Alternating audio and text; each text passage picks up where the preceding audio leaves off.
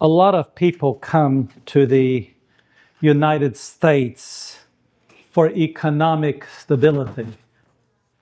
And when they get to the United States, they may be a little bit disappointed with what they get. Sometimes it's not as stable financially as they had imagined. My father, he spent 3.5 years in prison in former Yugoslavia. He was imprisoned because he refused to work on the Sabbath and refused to bear arms. And as a result, he was imprisoned. And when he miraculously got out of prison, he actually got sick. He got meningitis while he was in prison, and they discharged him to go home. And he went home to die, basically. And when he got home, he decided to dig a well for his mother before he dies.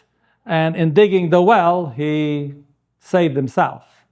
The digging the well part ended up getting him to recover. Before he got married, he had heard about a dream of a land of liberty. And he wanted to come to that land of the United States. And he found out that there was something called a green card lottery. And he applied for this green card lottery. And some years later, he got married, had 2 children, and they let him know that he had he got the lottery, and he can go to the United States. And so I was only 2 years old, and we boarded a ship. We couldn't afford airplanes. We boarded a ship. It was a cargo ship, but had some passengers on the board. And we were some of the passengers, and he boarded in Croatia. We went up over to Venice, went down around Italy. I think we went to France, through the Strait of Gibraltar, and over into Lisbon, Portugal, and from Lisbon across to New York. While we were going across, my dad noticed somebody on board the ship, one of the people, one of the crewmen. And he recognized him as his chief persecutor, the person who gave him the hardest time while he was in prison for the faith. And my dad, he kept quiet on board the ship. He was quiet there on board the ship. And one day, he saw an airplane circling above. And then they saw the American flag go up. And he knew he was in the American waters.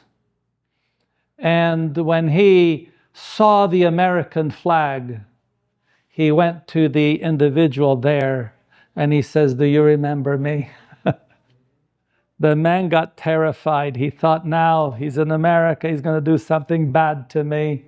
And as soon as the ship docked in New York Harbor, he disappeared. He was not going to be seen. And from there, we took a bus and we went to Sacramento, California. And so this land of liberty, with all of its problems that you may have here, it's still the greatest country on earth. I have traveled in many different countries. I have lived in a couple. I have visited for length of time in some other places. And I really appreciate when it's coming back to the United States. The liberty that we have. And again, if you are looking only economically, then you may be disappointed with economics. Okay, there may be disappointments that you may have if you have other type of goals in life. But when you're in prison for 3.5 years, you appreciate coming here and you can express your faith in whichever way that you would like to. And the question that we have is, what does the Bible say about its future role, and even in world affairs? Now, before we go into the United States itself, I do need to cover, just briefly from what we covered a little bit this morning, about some of the points. We recognize that in Bible prophecy, we're not going to read all these verses, but we read this morning, that in Daniel 7, the fourth beast is the fourth kingdom. And therefore, in the Bible, when we're talking about beasts in Bible prophecy, this is speaking about kingdoms. And so beasts are civil or political powers. Sometimes they're connected to an ecclesiastical structure. In the previous study, we looked at Revelation 13, 1-10. And we noticed a beast that has the appearance of a leopard. And we find certain similarities as we looked at Daniel chapter 7. We saw that this beast, it was looking like a leopard, the feet of a bear, the mouth as a lion, and the dragon gave him his power and his seat and great authority. And from the study of Daniel 7, which you will look in the fourth in this series here, we find the beast represents certain nations. We find, of course, the very first one that is mentioned in the book of Revelation, not in the order in Daniel 7, but the leopard-like, it was the main characteristic of Greece, which was the philosophy of Greece. And therefore, this beast in Revelation 13, it has the appearance of a Grecian beast, so therefore the philosophy of Greece would be something specific there. We saw also the viciousness of Medo-Persia, and specifically we can see the infallibility. The Medo-Persian laws had the infallibility. The lion's mouth, it had the wealth and religious activities. It is to basically speak like Babylon. And of course, the dragon, which was Satan using the power of Rome, which gave this beast its seat, which is the city of Rome, as its capital. And from our study of church history, comparing it with the Bible prophetic interpretations, we find that this representation of the civil and religious power vested in the Roman Catholic Church. We understand that the Roman Catholic Church is not just a spiritual, it's not just a religious power. Some years ago, I was visiting London, and the Pope had just visited London before I had been there. And the people on the radio were complaining because the government had spent so much money to protect and give the security to a religious leader. And I thought to myself, well, they didn't do it as a religious leader. They did it as a head of state. And eventually somebody mentioned that on the radio, that this is a head of state. It is the smallest country in the world, the Vatican City, but nonetheless, it's still a civil government. That's why it is referred to not just as a religion, but as a beast or as a nation. And we looked earlier this morning, obviously it began in 538 AD until 1798. That was the 42 months or 1260 years. And so you have the 30 days is in the Jewish calendar, times 42 is 1260. So if you add 1260 to 538 that we looked at this morning, it comes to the year 1798. And at the end of the 1260 years, in 1798, the papacy was led into captivity. Pope Pius VI was taken captive by the French general Berthier. And the following year, August 29th, 1799, he died. And in Revelation chapter 13, verse 3, it says that I saw one of his heads as it were wounded to death, and his deadly wound was healed, and all the world wondered after the beast. So this was the wounding to death of that wound that the head had received, which was in the year 1798. And although the Roman Catholic Church continued to exist in its spiritual role, the relationship with earthly powers definitely received a deadly wound. And that was represented by the deadly wound in the dragon's head. However, that deadly wound will be healed, and that will leave for another topic, another time. But now we come to another nation. In Revelation 13, verse 11, the next verse, it says, and I beheld another beast coming up out of the earth. Okay, so here is another what? Another nation, because beast is a nation. So here is another nation coming up.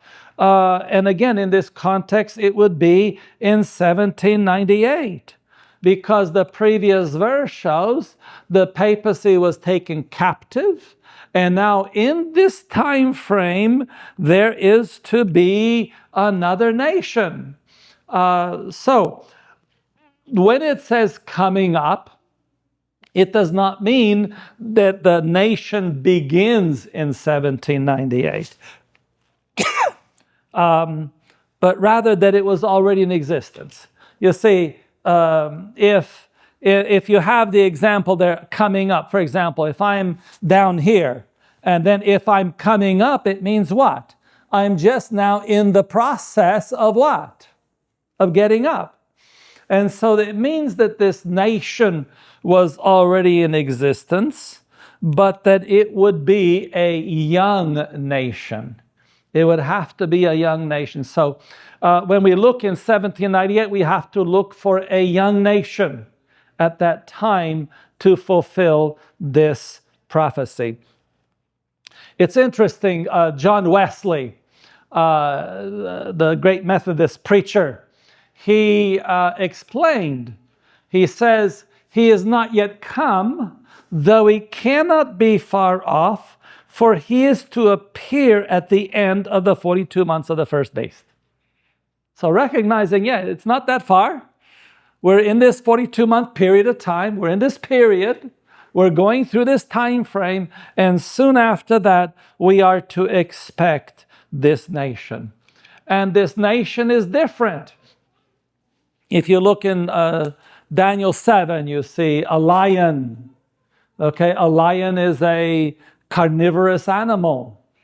Okay, you see a bear. A bear is a carnivorous animal. You see a leopard, a carnivorous animal.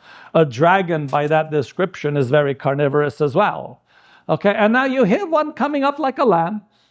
A totally different character to all the other nations. When you think of a lamb, what do you think of? A description of Jesus in Isaiah 53 says he was oppressed, he was afflicted, yet he opened not his mouth. He is brought as a lamb to a slaughter, and as a sheep before her shearers is dumb, so he opened not his mouth. So you have here, again, a lamb is more placid.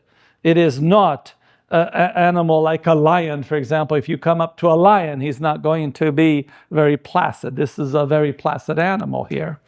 So a lamb is a very peaceful animal. Even when he's taken to a slaughter, he opens not his mouth. The lamb, when you look in the Bible, is more of a trusting type of an animal. Okay, in Jeremiah 11, verse 19, but I was like a lamb or an ox that is brought to the slaughter. I knew not that they had devised devices against me. Okay, so he's being brought to the slaughter and he has no clue that this is happening. Now, when we go back to verse 11, it says, and I beheld another beast or nation coming up out of the earth. Okay, remember the first one was coming up out of the sea. This one here is coming up out of the earth. The sea, we read this morning in Revelation 17, verse 15, the waters which thou sawest, where the horse sitteth, are peoples. Excuse me. The waters which thou sawest where the horse sitteth are peoples and multitudes and nations and tongues. So here is water is a symbol of a very populated area. And so when it says here that this beast is coming up out of the earth, he's going to be different.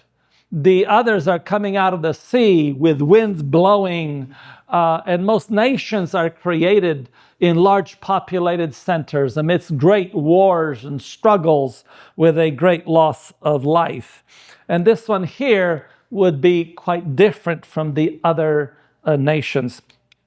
It would be formed away from the waters, away from the great population centers of the world, in a land sparsely populated, not controlled by any national government. That's what you're looking for. And so this indicates that the nation coming up out of the earth did not come into existence through conquering other nations. That's not the character of this lamb. So when we're looking for this nation to come into existence, you definitely cannot look for it in Europe. Europe would not be the place to look for this because it was full of populated areas. It was quite a place with nations already in existence. You could not look for it in Asia, okay, or Africa, or the Middle East, because these were populated quite early in the history of the world. If a new nation wanted to come there in one of those areas, it would have to remove somebody. It'd have to conquer someone to get them out of the way. And for this reason, the only place that we can look to is the New World. You cannot look at it in any of those other countries. So in 1798. And as we look through the history, even in the New World, if you look in South America, you find the Incas. And the Incas were actually conquered in 1532 to 1533. That's when the Inca nation was conquered by the Spanish. But they were not in existence in 1798. There was no Incas. They were not there at that time. The rest of South America after 1533 became a colony of Spain. It was not or Spain or Portugal, but it remained as a colony for all these years. So in 1798, it was not looking at some kind of a freedom. In Central America, in the place that we now call Mexico, you had the Mayan Empire and the Aztec Empire. And in the year 1521, the Aztecs were conquered. The Mayans were a little bit more scattered abroad, so they did not have one central government to conquer. And so that took longer. It did start in 1524, and the final Mayans were not conquered until 1697. Still, that's 100 years before 1798. So you still cannot look at that area there. And these great nations were without their power as soon as the Spanish explorers came there. And again, this was a long time before 1798. If you go to North America, we find a lot of scattered Indian tribes. Most of them were migrating from one settlement to the other. They did not have any form of central government. They had a tribal government. When the United States did start its existence, there was one, I think his name was Tecumseh. He tried to unite the Indian nations together to form some type of a rebuttal to the American expansion, but they were divided among themselves. And Tecumseh, he did have some success, but then they were so divided that there was no central government there. And so, as we look back, obviously, even on these nations, none of them had any strength regarding world matters, especially when you look to 1798. And they were both, all these nations, the tribes here, they were swallowed up in what we call the United States and Canada. And so we have these two nations left to look at. You have the Canada and the United States. Canada until 1982 actually was a Commonwealth power under Great Britain. It did not get its independence till 1982. And so that again is not 1798, because we have to look at 1798 is the key part, that it is a young nation. And of course, Canada does not fill the qualifications for that. So it leaves us with the United States. So the question that we have is verse 11 speaking of the United States of America? If we look at the history of the United States, more than 250 years, 250 years was since the Declaration of Independence. The United States was colonized in the mid-1500s to the 1700s. When I was living in Maryland, they were celebrating their 350th anniversary. Okay, so many years, before that. During this time, the people who later formed the United States moved through the vast wilderness of the eastern part of the continent. Starting out in the east, they started moving back across. And by the year 1776, these peoples were in 13 colonies. And on July 4th, this day, 250 years ago, they signed their Declaration of Independence from European Great Britain. The war that followed was not a war of conquest. The war that they had was a war of defense. Over the years, the United States was reluctant for many years to get involved in other people's wars. They tried to avoid that. Even during World War I and World War II, it was hard getting the United States involved in some of those wars. They did get involved in a war earlier, but a lot of opposition was to that because it was a war of conquest, and they didn't want to be. And America actually became a colonial power for a period of time. That's how Philippines became a colony of the United States. But it was something that was against the ideals of the peoples here. And now, again, the Indians that lived here, they were not a nation. They were tribal people. Yes, sometimes they say they were the nation, but as far as nations are concerned, they didn't have such a government as such. So when we look at the United States, we find that on the bleak New England shores, these two principles of Protestantism and republicanism struggled for existence.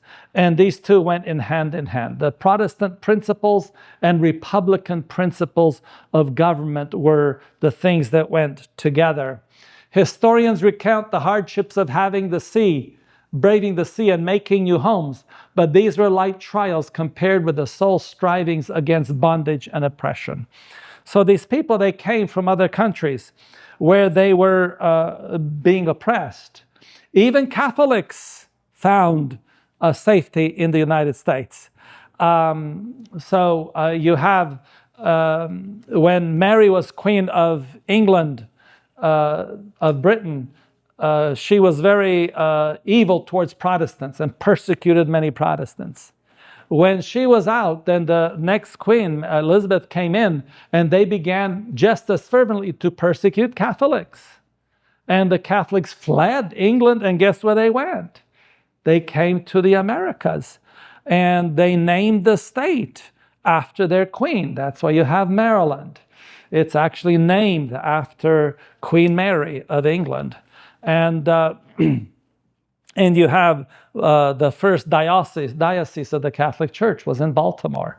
It's one of the oldest in the United States. Even they found liberty to come to this country. And so strongly ingrained with the principles of monarchy and the spirit to dictate in religious matters, the two foundation stones of the papacy, that only by dint of perseverance and strong determination on the part of a few souls who were open to heaven-born convictions, they gradually grew up in New England a representative form of government. And so the towns about Boston refused to be taxed unless they had a voice in the legislative body. And so this man here, Thomas Hooker, with his whole congregation, immigrated to the wilds of Connecticut for greater liberty. And as a result, the first written constitution ever known to exist in America was framed in the year 1633. So there they had the Constitution giving some of those rights.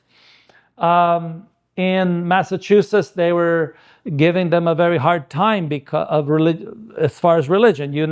They changed it from being the Catholic Church, then it became the Church of England, and now the Puritans made it their church. And now you are required to go to church. And Roger Williams objected to that, and finally he was expelled.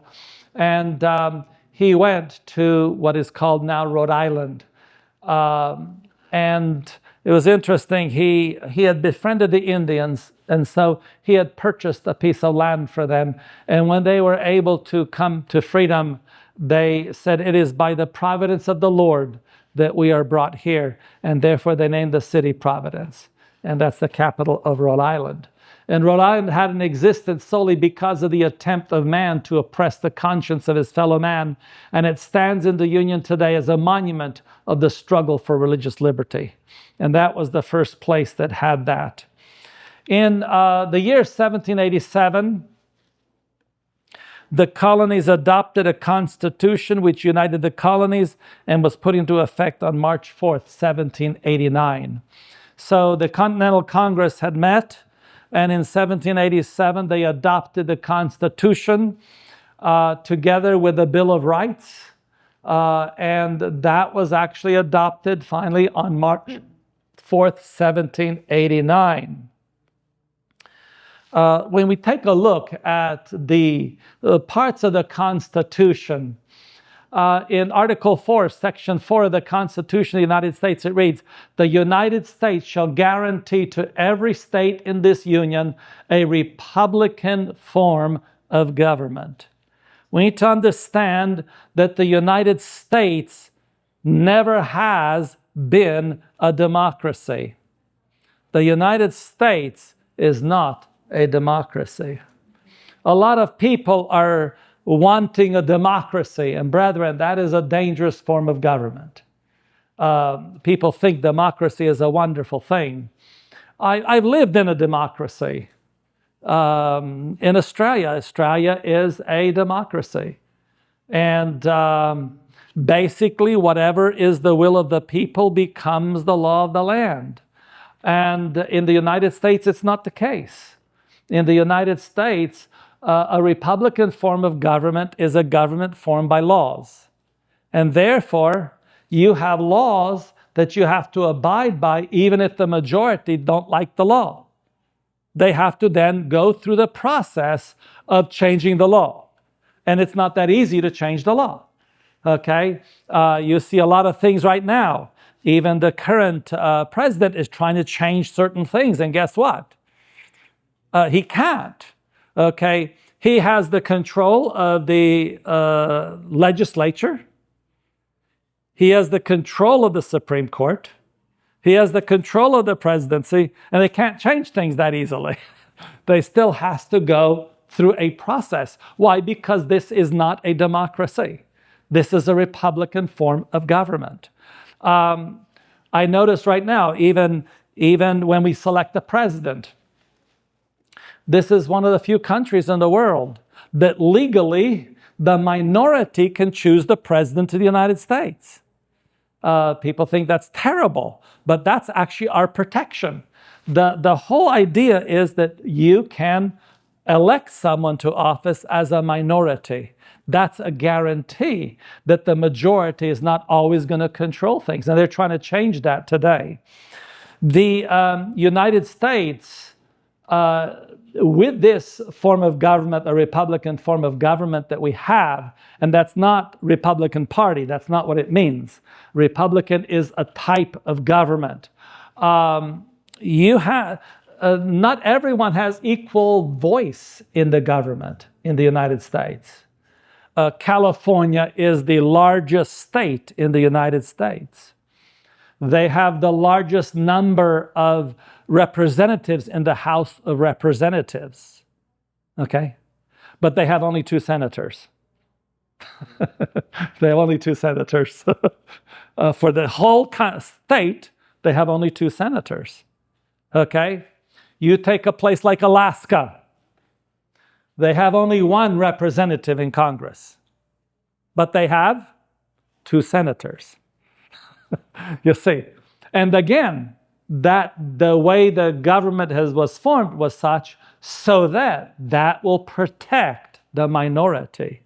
And when we're looking, when this is changed, when they're trying to change the way a president is elected to be by popular vote and doing everything like that, that's another step in ruling by popular vote. And if the popular vote says, let's kill Aldo, we all vote kill Aldo, then Aldo has to be killed. But the problem is Aldo right now can say, oh, but the law says you can't. Even if it's everybody here together says Aldo needs to be killed, yet the law says, no, you cannot do that. Okay, and so that's why this is an important aspect, and therefore the United States shall guarantee every state in the Union the same Republican form of government. In Article 6, another very important thing, no religious test shall ever be required as a qualification to any office or public trust under the United States. Recently now they're saying, oh, the Constitution does not have a separation of church and state. Excuse me. It's very clear there that, number one, you're not going to have a religious test in the government here. And then in the First Amendment to the Constitution, because some of the states would not agree to the Constitution without the Bill of Rights. And Article 1 begins like this: Congress shall make no law respecting an establishment of religion or prohibiting the free exercise thereof. This is constitutional. This is part of the United States Constitution. And this is why, even during COVID, they tried to forbid the peaceful gatherings. Okay? And they said, you cannot have a peaceful gathering because of whatever. And the sheriff of one of the counties, our brethren talked to him, and he says, if the governor wants to do it, let him do it himself. But the Constitution guarantees the freedom of assembly. And this is very important for us. But these are things that are eroding little by little.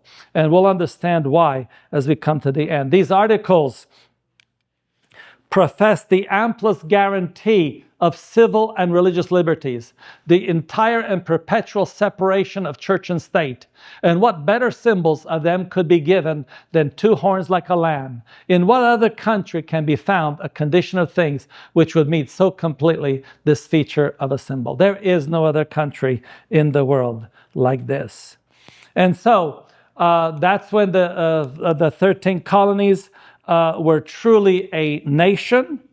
And therefore, when prophecy sees a nation just coming up in 1798, obviously a 9-year-old nation is clearly that nation. That is what it is. And so the United States fits it perfectly. And, many people, as we look at when they came to this country, why is it that so many different people came? It's true, a lot of people are now coming here for economic reasons.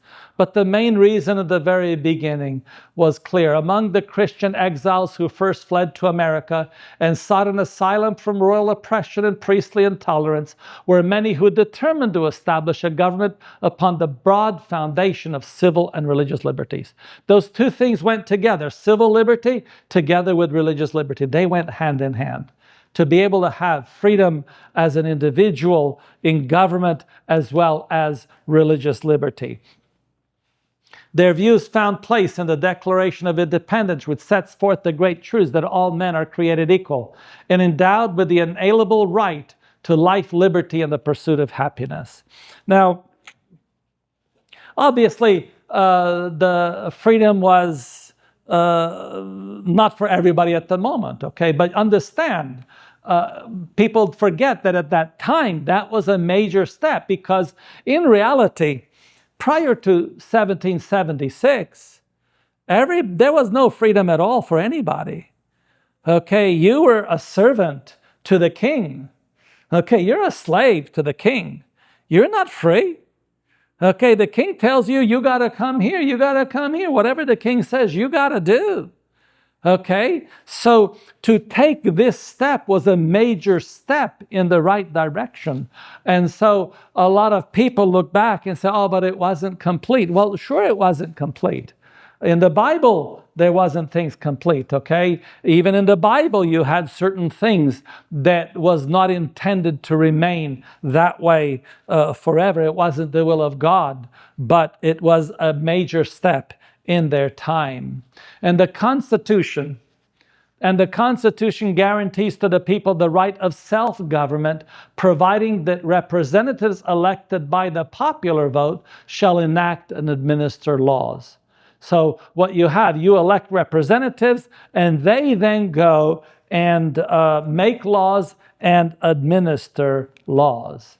Freedom of religious faith was also granted, every man being permitted to worship God according to the dictates of his conscience. Republicanism and Protestantism became the fundamental principles of this nation. These principles are the secret of its power and prosperity.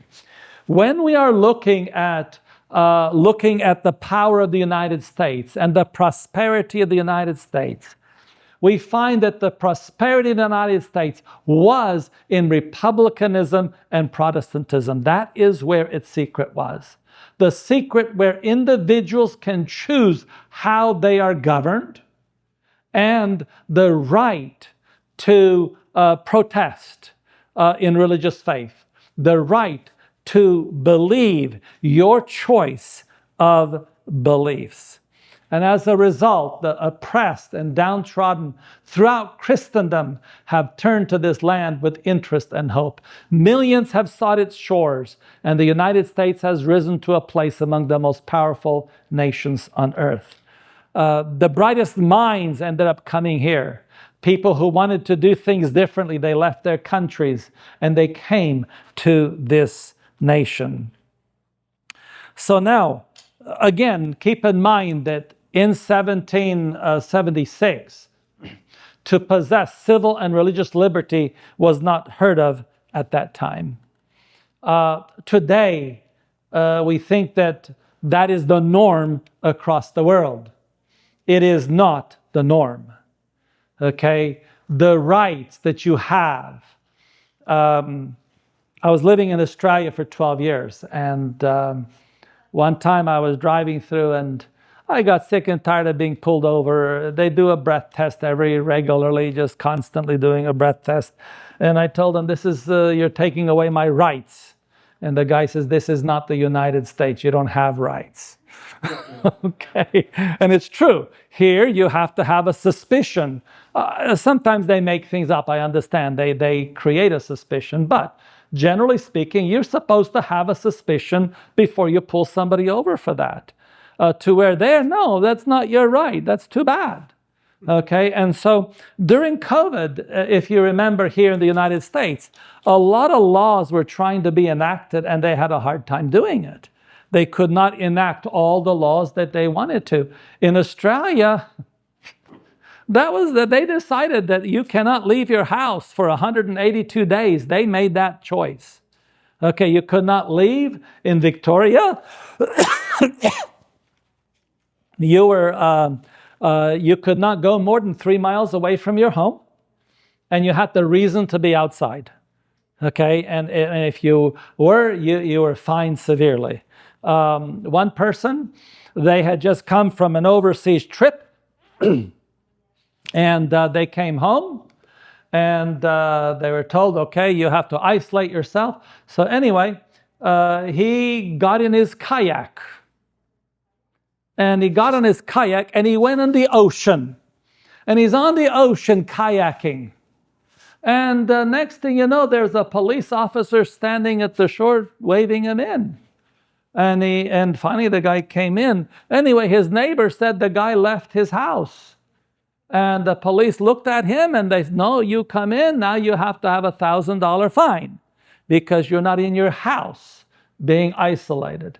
Okay, those are things unheard of in this country. Why? Because those are things that, these are our rights here. You see, in many countries, they receive things as a privilege, not as a right. Here in this country, this is my God-given right. And that's what the Declaration of Independence states, that we have the right to life, liberty, and the pursuit of happiness.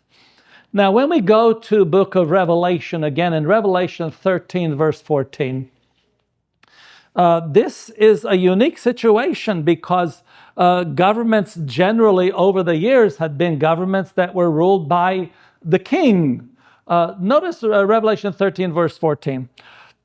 And it deceived them that dwell on the earth. This is speaking of this new nation, by means of those miracles which he had power to do in the sight of the beast, saying to them that dwell on the earth that they should make an image to the beast, which had a wound by a sword and did live. Okay, so now, who is going to make the image to the beast? It does not say the government is going to make the image of the beast. But what? They that dwell where? They that dwell on the earth. Now, this is not talking about the world. Because remember, this beast came out of what? Out of the earth. So this is talking about people living in the United States. So this means that when the image to the beast is made, it is made by whom? By people. Or at least through the representatives, okay? So it's not going to be the government, the government as far as the monarchy or something of that nature. It's going to be people through the legislative branch of government. It's the legislature that is going to make the image of the beast. And again, this shows that there is the power to enact laws are through the legislative branch of government. Okay? So it's saying that the inhabitants of the United States, they are the ones that have to make the laws. The power to decide laws was given then to the people, not to the rulers. And that means that this is the legislative branch of government that, again, did not exist, in other places like that. Yes, you had you had some type of a legislature in England at the time, but it was still subservient to some degree to the king. And also that that this legislative branch of government is going to do what? It's going to make an image to who? To the beast. Okay, notice the verse here again that we read here. Revelation 13, verse 14. Saying to them that dwell on the earth that they should make an image to the beast. Which beast? Which had a wound by a sword and did live. So the beast that we're talking about here was the papal system that received the deadly wound in 1798. And these people here are going to make an image to that beast. Okay? That means that these people are not Catholic. It's not a Catholic nation.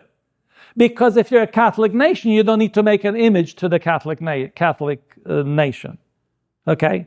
So this shows that this has to be a non-Roman Catholic nation that exists. And again, this is another evidence that this is the United States. So now, there's a strange paradox here. Because at the very beginning, this nation was to speak like a lamb. And when you think of a lamb, You don't think of war and bloodshed or turmoil. You don't see anything of that nature. You would consider it peace and kindness, youth, innocence, gentleness in the way it treats its citizens and other nations. And of course, we saw it had lamb-like horns. But now, this nation does not remain lamb-like. Okay, it doesn't stay lamb-like. Notice what it says there in verse 12 in chapter 13. And he exerciseth what? All the power of the first beast before him. What does he do? Exercises the same power as the first beast. And what's one of the things that the first beast exercised? In verse 7, and it was given unto him to make war with the saints. So what are we to expect? So we're looking at the United States eventually to do what? To make war with the saints. That's what it's going to do. Okay? So what makes the change? Why does this nation change? Verse 15, and he had power to give life unto the image of the beast. So first, he makes an image to the beast, and the beast, the first beast, Catholicism, how did it exist? The church controlled the state. The church controlled the state. Okay? And so, to give life unto the image of the beast, so once you make an image of the beast, there has to be the church controlling the government.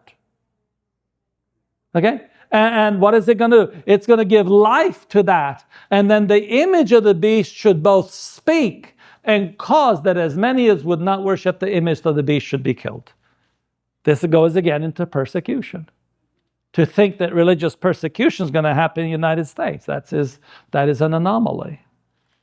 You see, so what you find here is that this nation that was more lamb-like in character is going to be more dragonic in character. And why dragonic? Because it is one of the heads. Okay, it's the seventh head. Okay, that's what it is. It is the seventh head. Okay, so again, when we say in prophecy that the beast, the United States, is to speak, what are we talking about? How does the nation speak? What are the words of the nation? Our country speaks through the legislative and judicial branches of government. In other words, Congress and the Supreme Court. And this is why it's so important to pay attention. And this last couple of weeks, I was paying attention to the rulings of the Supreme Court. Okay, you have the president says many things, and then the Supreme Court says that's unconstitutional, or says it is constitutional, one or the other.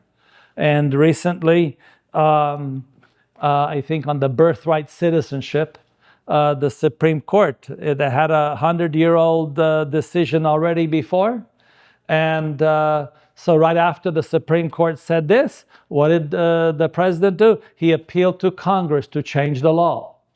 Okay, to change it. Okay, again, why? Because it's dependent on Congress and the Supreme Court. Those are two areas that you have to depend on. Even though, the United States actually is one of the, there's not that many countries that actually give birthright citizenship. I was living in Australia and I met somebody there. They had a baby in Australia. The baby was born in Australia, but that baby who was born in Australia is not an Australian citizen. And they have to leave the country because the parents were being expelled, and the child, that's not their country. Their country is wherever the parents come from. And the father at that time, he had just gotten his Italian citizenship. He was originally from Brazil, but he just got his Italian citizenship, so he got his child to get an Italian citizenship. Okay, because he was from there. So, not every country does that. But regardless of that, where was the voice? It was Congress and the Supreme Court that is actually making those decisions. So, although at the beginning these three parts of the government were defenders of liberty. So when you look at the experience of both Congress, in many cases, now obviously in some cases they were not. Okay, you have some decisions that were not, and some of them caused the Civil War. Why did it cause the Civil War in the United States? Because they were decisions that were not compatible with the Constitution. They were not constitutional. So even when the Supreme Court decided it was constitutional, it wasn't. And that was one of the things that created the environment for the Civil War. So this is why we need to be paying close attention to what these branches of government are saying, especially Congress and the Supreme Court. Sometimes we don't listen to all these things, but you can see where our liberties are going based on the decisions that they have. The prediction that it will speak as a dragon and exercise all the power of the first beast plainly foretells a development of the spirit of intolerance and persecution that was manifested by the nations represented by the dragon and the leopard-like beast. So what happens is it shows that the United States is going to have the same character traits of the dragon. They're a dragon head. And so even though in the beginning it was lamb-like, but as it goes on, the spirit of the dragon is carrying this beast in the end. The spirit of intolerance is fast coming into the United States. And the land of the free and the home of the brave is fast becoming a persecuting power upon the face of the earth. And you can see that. You can see that in recent things. Even with a recent war, there was no purpose to go to that war, okay? And so here you are, no wars have a purpose to it, okay? But this was really one that just didn't make sense. And you go out there and create problems. Why? That's not like America. That is very un-American to go into a war like that. Even without a pretext. There were other wars that they got into, but they tried to get a pretext for it. Okay, this one here had no pretext whatsoever. And so why will it persecute? What's the reason? Because the United States is not going to be an easy thing to make them do certain things against their will. The only way to do things against their will is persecution. Again, COVID was a good example. During COVID, the restraints in America was very difficult. And it was great. Some states you had absolutely freedom to do anything. I did a wedding in a state, and the reason they chose that state was because there was no restrictions at all. And we went there, no restrictions at all. You went there and we had a wedding. A lot of people came there, everything else like that. No problem to it. You had freedom to do that. And people had choices. They want to mask up, go mask up. You don't want to mask up, don't mask up. You want to be isolating yourself at home, go isolate at home. You don't want to isolate at home, don't go isolate at home. I was one of the non-isolators. Okay, I was walking freely among people, and one sister, she was really upset with me one day because it was her third time catching COVID, and her third time catching COVID, and I still hadn't gotten it. She said, "This is not fair. You're out there freely mingling with people, and you still don't have it." I said, "Don't worry, I'm in line. I'll get my chance," and I gave her a hug while she had COVID. I said, "I'll give you a hug here." See you. And she said, "This is not fair." And about 2 months later, I did get it. I got the worst strain that you had, but it was my choice. I could choose whichever way. To where a lot of places it wasn't. Now, that was just getting a trial because people think for the sake of safety, we're going to give up our freedoms. You see, now what happens when they start really doing things? Because what's the purpose of it? What's the intolerance over? It says, "And deceiveth them that dwell in the earth," this is verse 14, "by the means of those miracles which he had power to do in the sight of the beast, saying to them that dwell in the earth, that they should make an image to the beast, which had a wound by a sword and to live." So to make an image to the beast, it's going to require some force. It's going to have, the government is going to make a law. Yeah, the legislature will make the law, but it's still going to require some because some will not comply together with it. And again, this is speaking of the leopard-like beast. And can that be that the United States is going to cause its inhabitants to worship the papacy? This is a really good question, you see. So when we look at history, it was quite a challenge for the United States to elect the first Catholic president back in the 60s. And that was made part of the issue. And probably he got killed, probably because he promised not to allow the Catholic Church to influence his decisions. Now, can it be? How does it work? Well, when you look at the former president of the United States, Ronald Reagan, the Pope came down to Miami and the president went to go see him. Since that time, almost every president has gone there. I remember when John Paul II back in 1987 went to visit the Golden Gate Bridge, they practically shut it down at that time so that he can do whatever he needed to do there. And of course, every president since that time has gone to be with the Pope, to have some type of relationship with the Pope. Back in also 1987, the Pope was visiting the University of South Carolina, which is a very strong Protestant sector, and so many people came there to see him and participate with him. And we see that America is little by little going in that direction as before. The next question we'll have in our mind is, how can American people be blinded to accept such a change? Because Americans love their liberty. That has been something that has been, even people who move from other countries, they also love their liberty. They love the liberty that is here, okay? How do you get people who love their liberty to give up their liberty? And it's quite simple. In verse 13, it says, "And he doth great wonders, so that he maketh fire come down from heaven on the earth in the sight of men."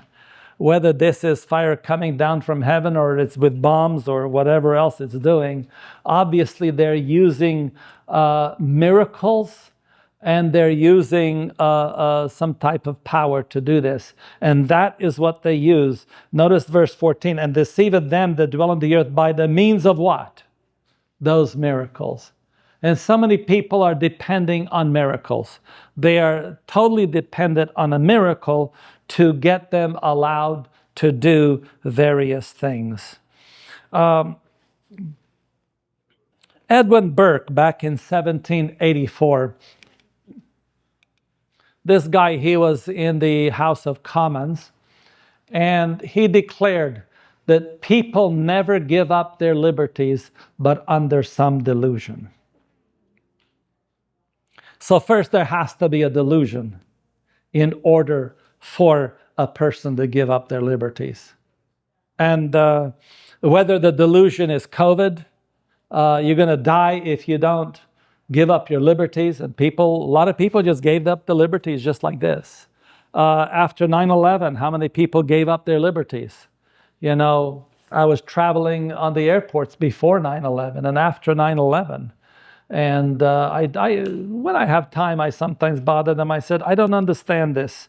You know, this to me is more financial than anything else, because on this side of the thing, this bottle of water costs $1. On that side is $5. Okay?